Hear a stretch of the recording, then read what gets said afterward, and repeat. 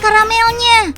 Gula yang sudah dimasak jadi karamel ini selanjutnya dicampur dengan bubuk teh hijau untuk dibuat permen. Yap, masyarakat Jepang suka banget permen teh hijau. Proses pencampuran dilakukan cepat di atas loyang panas sebelum karamelnya mengeras.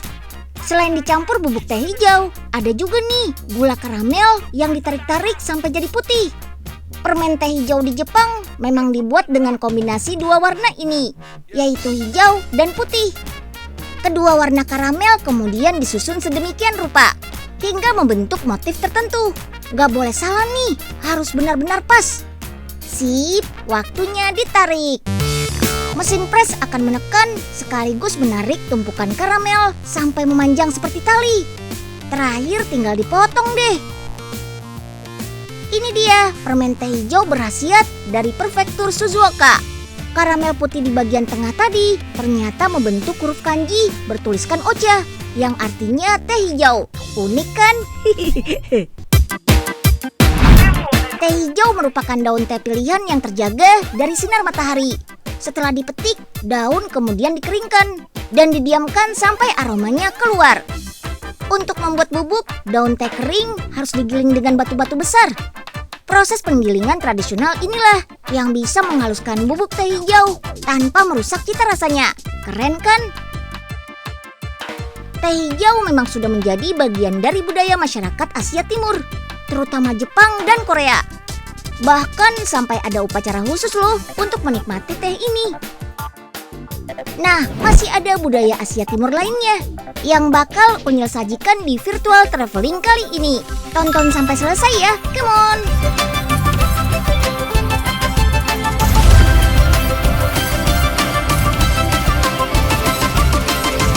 Si Unyil, yuk kita come on! Traveling ke Jepang kurang lengkap nih kalau kita nggak pergi ke pasar ikan. Jangan membayangkan pasar ikan yang becek dan bau ya. Pasar ikan di sini sih bersih dan rapi. Orang Jepang memang suka makan ikan. Makanya pasar ikan Yaizu ini gak pernah sepi pengunjung. Yang datang ke sini gak cuma warga lokal saja. Wisatawan dari luar Jepang juga banyak. Gak cuma belanja ikan segar saja nih. Di pasar ini kita juga bisa kok menyantap langsung olahan ikan yang baru kita beli. Ya mirip-mirip kayak di pasar ikan Muara Baru gitu deh. Salah satu olahan ikan yang banyak diburu di sini namanya Katsuo Chigire alias ikan cakalang asap.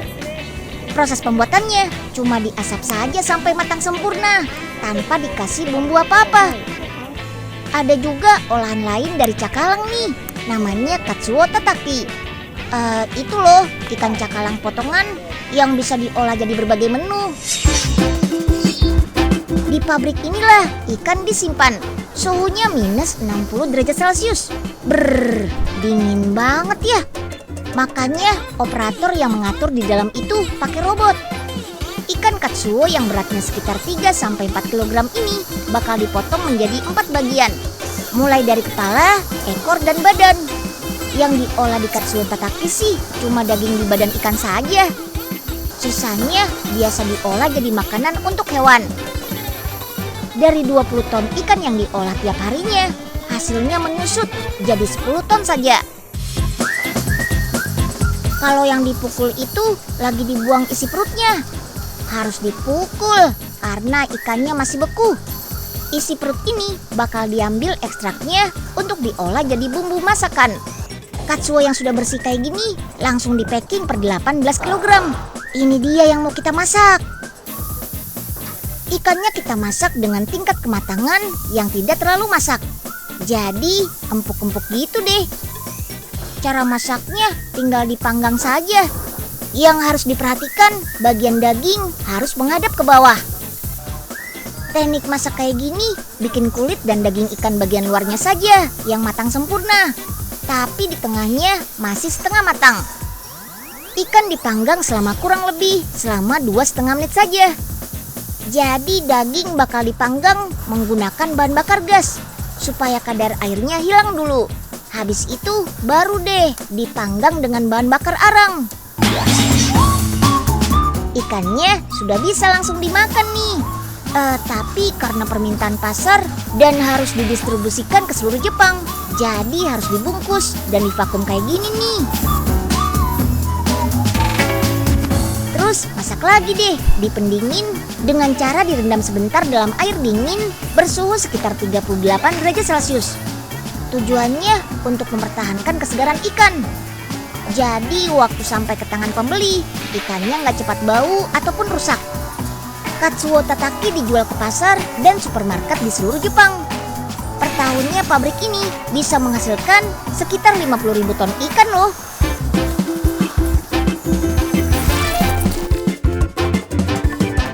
Salah satu tujuan wisatawan traveling ke Jepang biasanya untuk melihat bunga sakura bermekaran kayak gini nih.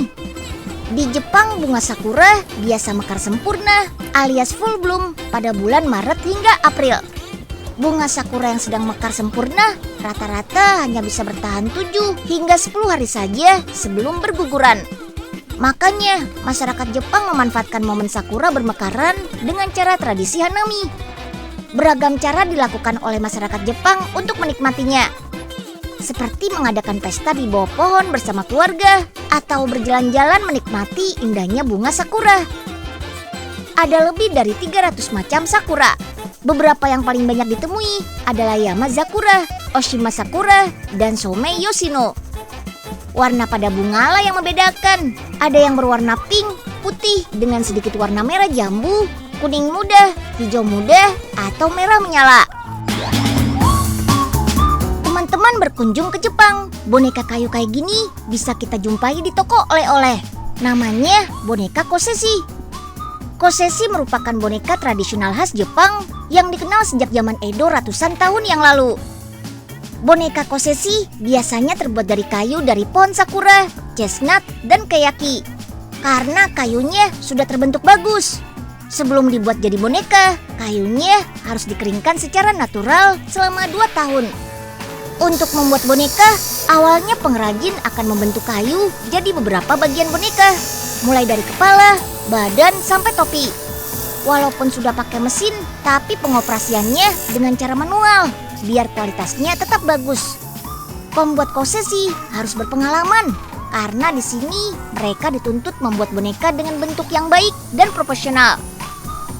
Kalau bentuk boneka sudah jadi, harus diamplas 2 kali supaya permukaan halus.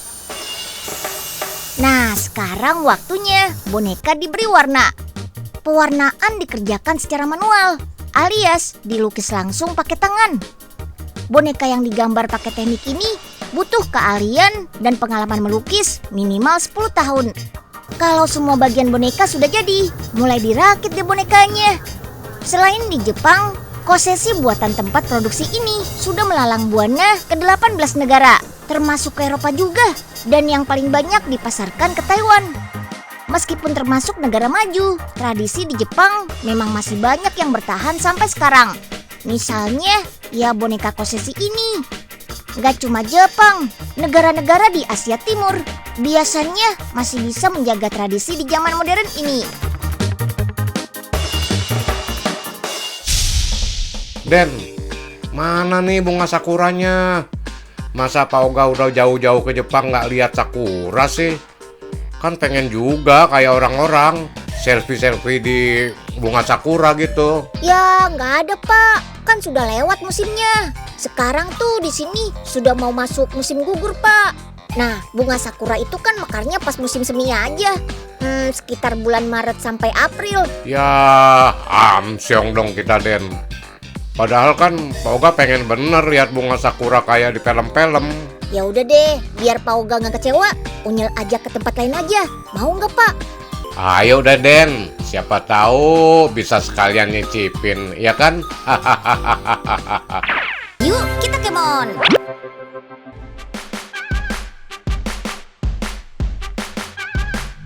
Sudah tidak asing lagi kan dengan julukan Korea Selatan sebagai negeri ginseng.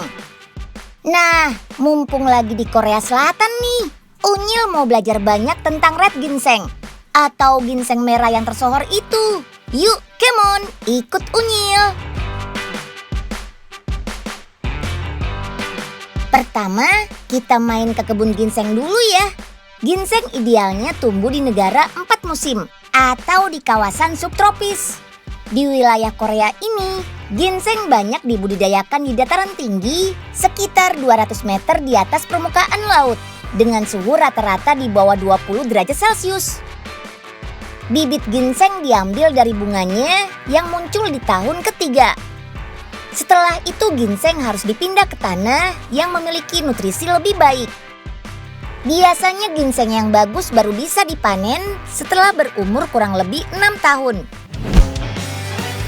Oke, sekarang kita sudah ada di pabrik yang memproduksi red ginseng atau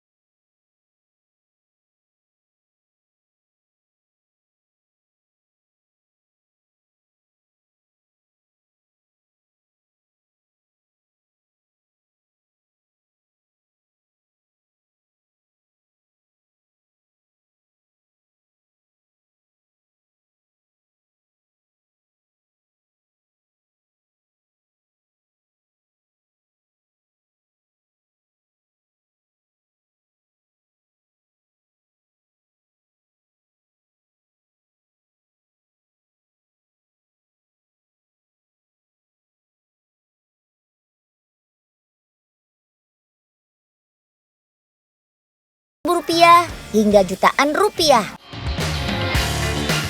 Sejak kecil anak-anak di Korea sudah dibiasakan mengkonsumsi ginseng loh. Nah, biar anak-anak makin suka mengkonsumsi ginseng, para orang tua di Korea biasa mengkreasikannya menjadi susu blueberry ginseng. Cara buatnya gampang banget. Siapkan 2 umbi ginseng. Lalu bahan-bahan lain seperti lemon madu, susu, dan buah blueberry yang masih segar. Selain membuat minuman makin segar, buah blueberry pastinya juga kaya vitamin kan?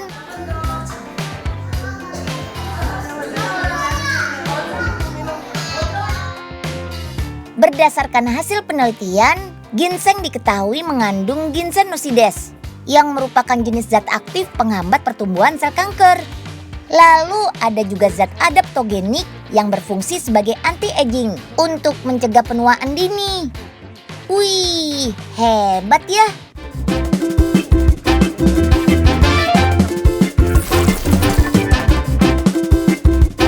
Sekarang kita jalan-jalan ke Honey Lavender Farm. Berada di daerah Goseonggan, Gangwon-do, Korea Selatan. Butuh waktu 4 jam dari ibu kota Seoul. Di lahan seluas 1 hektar ini, aroma khas wewangian lavender langsung tercium. Wangi banget. Beruntung banget deh. Unyil bisa melihat langsung keindahan kebun bunga ini. Festival bunga lavender biasanya digelar 1 tahun sekali saat musim panas. Pengunjung yang datang ke sini berasal dari berbagai penjuru Korea Selatan. Perawatan bunga lavender termasuk mudah loh. Pupuk kompos hanya digunakan di awal musim semi. Nah, kalau di musim panas seperti ini, lavender harus diberikan minyak ikan dan ekstrak rumput laut biar pertumbuhannya sempurna. Salah satu penyebab gagalnya pertumbuhan bunga lavender biasanya karena penyiraman yang berlebihan di musim semi ini. Oke deh, sekarang kita panen lavendernya yuk. Caranya dengan menggunting tangkai yang berbunga dari semaknya. Selain lebih rapi, cara ini juga membantu pertumbuhan bunga baru pada tanaman. Bunga lavender ini selanjutnya bisa langsung digunakan sebagai bunga ikat atau sebagai bahan campuran minyak wangi, sabun, dan lain sebagainya. Tapi harus disuling dulu ya. Penyulingan bunga lavender umumnya menggunakan teknik penyulingan uap. Prosesnya sama seperti penyulingan konvensional yang banyak digunakan di Indonesia. Caranya rebus air dalam tangki, lalu masukkan bunga lavender ke dalam tangki yang berbeda. Uap panas dari dalam tangki air yang mendidih ini kemudian dialirkan pada tangki berisi bunga lavender melalui pipa. Pemanasan yang terjadi di dalam tangki bunga lavender mampu menguapkan minyak atsiri pada bunga hingga bercampur dengan uap air. Karena massa jenis air dan minyak berbeda, maka saat proses pendinginan perlu pipa melingkar. Minyak bunga lavender akan terpisah dari air dengan sendirinya. Minyak murni hasil penyulingan inilah yang selanjutnya digunakan untuk bahan pembuatan minyak wangi, sabun, dan lainnya. Sedangkan sisa airnya bisa juga digunakan untuk menyegar wajah. Selain bisa menikmati indahnya kebun lavender, di Honey Farm ini kita juga bisa membeli berbagai produk olahan dari bunga lavender untuk oleh-oleh loh. Harganya bervariasi, mulai dari Rp100.000. Berdasarkan hasil penelitian, wangi bunga lavender terbukti mampu memberi efek santai dan rileks bagi yang menghirupnya. Makanya nggak heran, kalangan muda-mudi Korea pun banyak suka dengan wangi lavender. Selain itu, minyak lavender juga diketahui memiliki sifat antibakteri dan antivirus yang mampu melindungi tubuh dari serangan penyakit. Wah, ternyata salah satu rahasia sehatnya masyarakat Korea karena bunga lavender ini nih.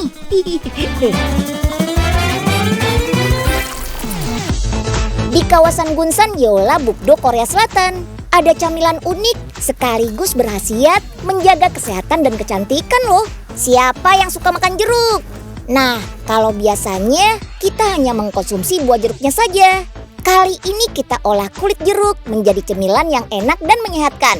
Mau tahu seperti apa? Yuk, come on! Pabrik yang sudah berdiri sejak tahun 1983 ini mengubah kulit jeruk menjadi cemilan yang lezat dan sehat.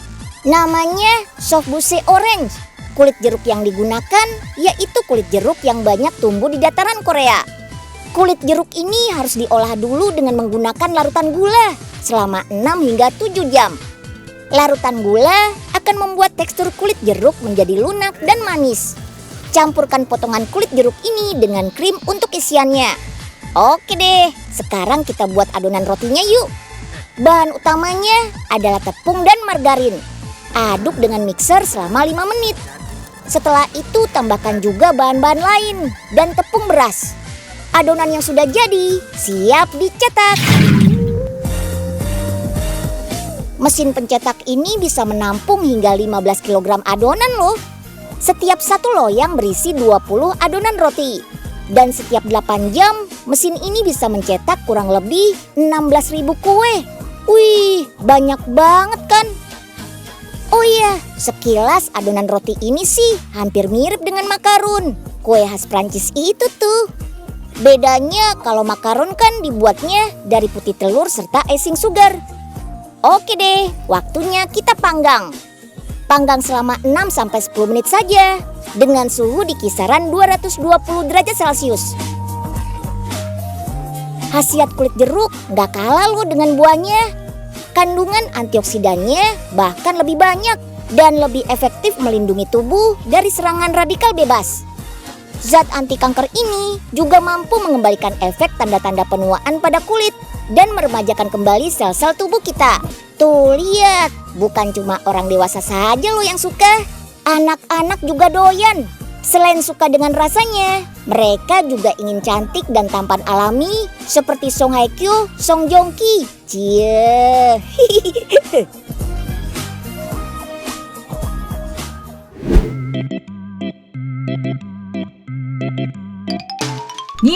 Nyil, sini dah. Empok lagi ikutan traveling virtual nih. Poipe, jangan deket-deket, Po. Ini bocah, sombong amat. Aduh, bukannya gitu, Po. Kita kan harus patuh sama protokol kesehatan. 3M itu loh, Po. Memakai masker, menjaga jarak dan menghindari kerumunan, mencuci tangan dengan sabun di air yang mengalir. Gitu, Po. Wah, iya juga ya Nyil. Biar covid-covidannya cepet kelar ya. Ntar empok bisa traveling beneran dah. Kagak virtual lagi. Ntar jangan lupa ajak-ajak Unyil ya kalau mau traveling. Yuk, kita kemon. Oke, udahan dulu ya Unyil ngajakin traveling virtual hari ini. Meski nggak sepuas traveling beneran, ya paling nggak bisa mengobati kerinduan kita jalan-jalan ke luar negeri. Sampai jumpa di episode si Unyil berikutnya ya. Dadah!